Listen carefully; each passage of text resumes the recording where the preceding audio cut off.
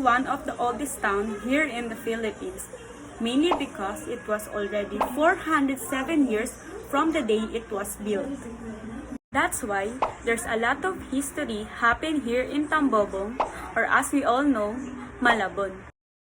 Legends consider the city's name, Malabon, from the words maraming labong, which means plenty of bamboo shoot, as the place once abounded with these edible roots.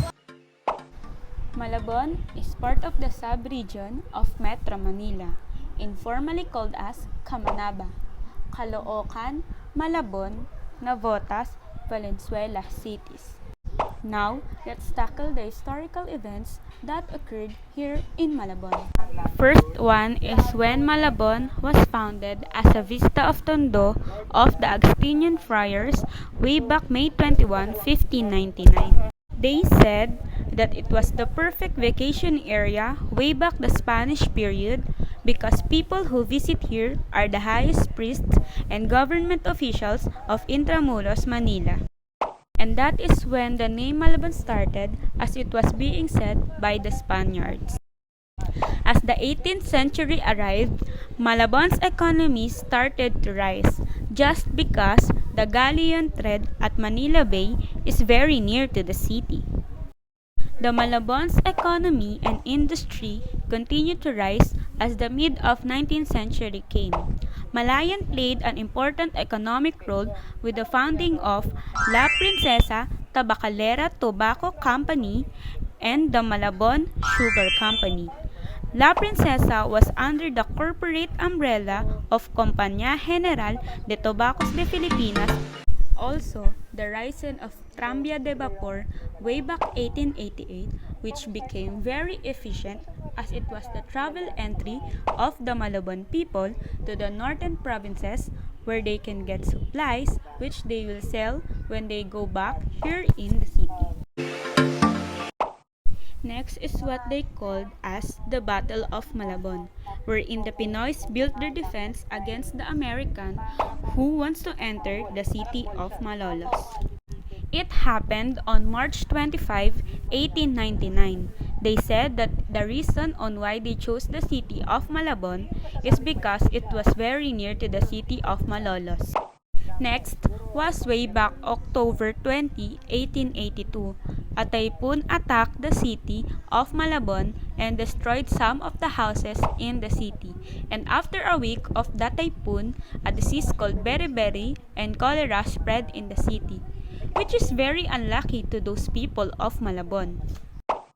This results in a large number of deaths in the city that led for the decision of the Spaniards government to build a large cemetery where they can bury the dead people from the epidemic happened. After lots of history happened in Malabon, let's tackle a little bit of the specialties and tourism of the city. There are some delicacies that is very famous here in Malabon. One of it is the Pansit Malabon. The best Pansit Malabon can be bought at Nanay's Pansit Malabon and Mama Belen's Kitchenette. Second is the Sapin Sapin. It's a unique Filipino rice cake that are tinted and flavored with different colors and aroma. It is best to buy at Dolores Kakanin. Talking about the tourism of Malabon, Malabon Zoo Aquarium and Botanical Garden is also a famous tourist spot here in Malabon. It is located at Potrero, Malabon. Now, let's talk about the festivals that Malabon annually celebrating. It is the Luglugan Festival, wherein it was held every 10th of December to commemorate the religious celebration in honor of the patrons of Malabon, Our Lady of Immaculate Conception. The highlights of the event is the presentation of the giant bilaos of Pansit Malabon together with the street dancing and marching band exhibitions. They provided 7,000 paper plates for the distribution and others do bring their own plastic plates and over 8,000 people were fed every year. Lots of history happened here in Malabon that results to the reasons and inspiration that the people living here have in today's society. Just like how they still continue to travel across the northern provinces, to get supplies for their daily needs and something to sell here in the city. And today, Malabon doesn't just buy things or get supplies in the northern provinces, but also to other places. In fact, they're also capable now to sell Malabon's product across the country. Every historical event leaves a memory and a lesson to us that will help us develop a better understanding of the world, other people, to change, to be a decent citizen, and make us a better decision maker. I'm Chris Marginto, student of Readings in Philippine History, at ito ang kwento sa amin.